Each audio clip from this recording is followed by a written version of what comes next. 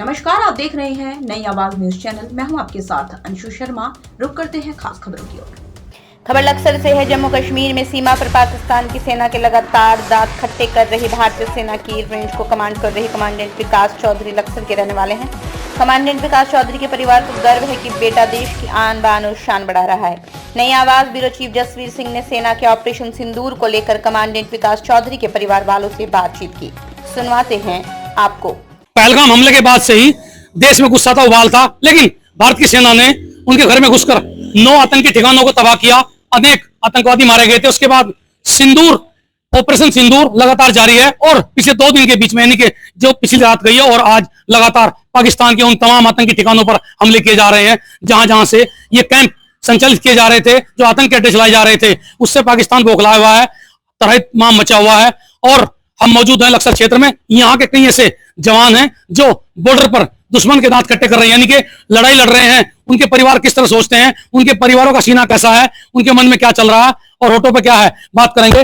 Chaudhary Jaipal Singh chairman गन्ना समिति रहे हैं और इनके जो भतीजे हैं विकास चौधरी जम्मू कश्मीर के हीरानगर कैंप की जिम्मेदारी उन पर है, यानी कि एक तरह से वो पूरी एक बड़ी सेना का कमांड कर रहे हैं जो दुश्मन से टक्कर ले रही है।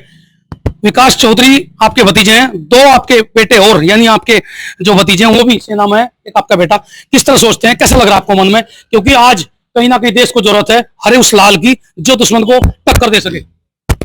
ऐसा है, विकास ही नहीं उसके भाई भी और पूरा गांव ही नहीं बल्कि पूरा देश भी एक एक करके देश के लिए समर्पित होने को तैयार है और देश के लिए जन तन मन धन से सब खड़े हैं।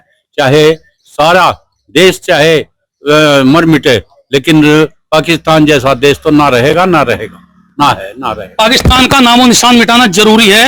ये साफ तौर पर कह रहे, इनकी उम्र 83 वर्ष है, लेकिन जज्बा देखिए, सीना चौड़ा है। वजह है ये परिवार, इनकी ये पूरी फैमिली एक तरह से हमारे सैन्य फैमिली है, क्योंकि भतीजा हो, भाई हो या फिर दूसरे भाई के बेटे हो, कहीं ना कहीं अपनी जान दांव पर लगा करके देश के लिए लड़ रहे हैं। और हम भी कहेंगे कि ऐसे लालों की जरूरत जो गुदड़ी के लाल हैं वही देश को संभाल सकते हैं। चौधरी भूप सिंह एडवोकेट सीनियर हैं हमारे क्षेत्र के, इनसे बात करेंगे। सेना के जज्बे को लेकर क्या कहेंगे, क्षेत्र से जो बच्चे बॉर्डर पे दुश्मन के साथ में लड़ रहे हैं उनके लिए क्या कहेंगे। देश के बालक नौजवान जो भी डटे हुए हैं फौज में, हमारे भी बच्चे हैं, वो सभी लोगों को हम सलाम सैल्यूट बहादुरी के साथ लगे हुए हैं। और जहां तक पाकिस्तान की बात है, वर्ल्ड लेवल पर इसको कोई सहयोग नहीं मिल रहा है। सभी लोग नाराज हैं, इसके आतंकवाद से सभी लोग परेशान हैं। भारत के साथ जितनी बार भी हरकत की तभी इसको मुंहतोड़ जवाब दिया गया है, क्योंकि उसके पास तो खाने के लाले हैं। वो युद्ध क्या करेगा, ध्यान रखना 2 दिन बाद क्या स्थिति होगी, घुटने टेक देगा। और भारत का नारा जय हिंद जय भारत गूंजता रहेगा और सभी वीरों की जय होगी, सभी वीरों की जय जयकार का नारा लगेगा।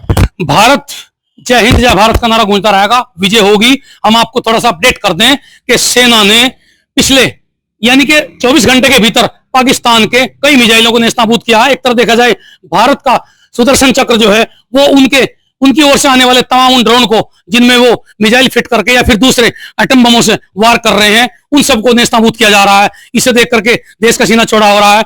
और ये तो वो परिवार हैं जो कहीं ना कहीं साफ तौर पर कह रहे हैं कि हमारी जरूरत पड़ेगी। तो अब आपने देखा होगा चौधरी जयपाल सिंह, इनकी आंखों में आंसू आ गए थे, सिर्फ खुशी के आंसू थे, क्योंकि ये परिवार कहीं ना कहीं देश की सेवा में लगातार लीन है। और आगे ये खुद कह रहे हैं कि मैं भी जाने को तैयार हूं, यदि मेरी जरूरत पड़ती है तो आज मैं राइफल लेकर के बॉर्डर पर लड़ने को तैयार हूं। बस यही जज्बा चाहिए भारत के उस प्रत्येक नौजवान में, उस प्रत्येक बुजुर्ग में, उस प्रत्येक बच्चे में जो देश की सच्ची सेवा करने को आतुर है और देश की भक्ति के लिए मर मिटने को तैयार है। जिस तरह चौधरी भूप सिंह ने कहा कि आज कोने कोने से देश के जवान सीमा पर लड़ रहे हैं और जिन जिन फ्रंट यानी जिन जिन मोर्चों पर दुश्मन हमले कर रहा, उन्हें वहीं के वहीं मुंह का तोड़ जवाब दे रहे और अंदर घुस कर भी।